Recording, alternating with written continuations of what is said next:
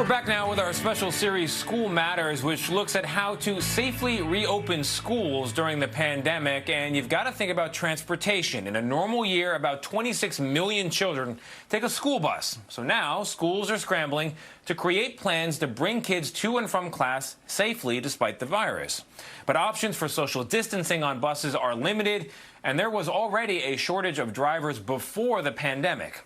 Kris Van Cleave takes us on board a school bus now in Virginia.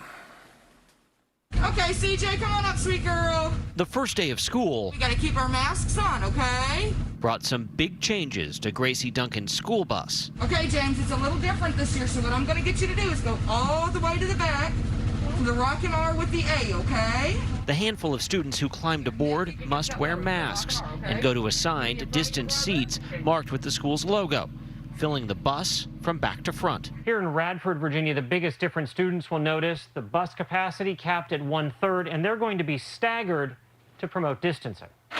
Duncan's bus seats up to 64, but this year will have no more than 20, and the windows will be down to increase ventilation. But freshman Brandon Thompson was a little skeptical. Nervous because I don't know if the cases are going up in Radford, so you don't know if you're going to get it or you're not going to get it. And a survey of district parents found only about 25% say they'd let their kids take the bus this year. I've been in education. This is my 30th year. This is absolutely the hardest thing that we've had to do by far. With the unknown and the amount of changes that come, it's just been very, very difficult to make a plan and actually stay with it.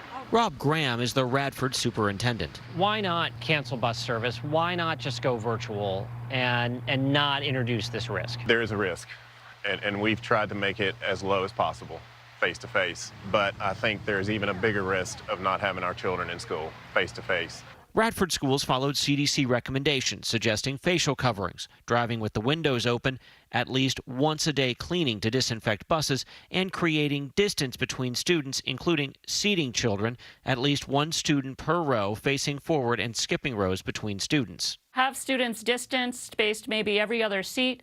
Make sure that everyone's wearing a mask and to discourage talking on the school bus, and to make sure the windows are open as much as possible.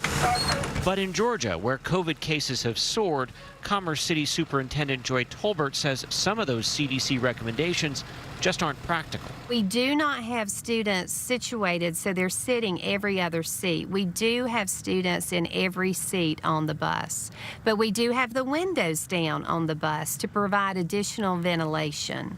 15% of the city's 1,800 students opted for at-home virtual learning, but social distancing options remain limited, and the district can't use its extra buses because it lacks additional drivers. There is a shortage of bus drivers, and that was even the case before the coronavirus, because you just cannot find bus drivers. While fewer students are riding, Dawn Hensley still drives dozens daily. Everyone wears a mask. I'm not anxious at all. I think kids do better in person. I personally think that everybody does better with socialization. Both districts have overhauled how they clean. Using electrostatic foggers, the buses are disinfected daily. And between trips, the drivers clean again, making sure to wipe down all touch surfaces. It made me realize, why haven't we always done this during flu season? So I do see this as being the new normal. Neither department had any drivers opt out. In Radford, Gracie Duncan says she's happy to be back behind the wheel. Were you nervous at all about being in an enclosed space with a bunch of kids? I'm really not. I know the safety precautions we have in place. I'll be wearing my mask, the kids will be wearing theirs. We're washing hands, we're sanitizing. I'm feeling really optimistic about getting back to it and being able to do this and keep these kids safe. And keep the wheels on her bus, headed for class. For CBS This Morning, Kris Van Cleave, Radford, Virginia. No easy choices there. Bravo to both districts for working as best they can. All right, Kris, thank you very much.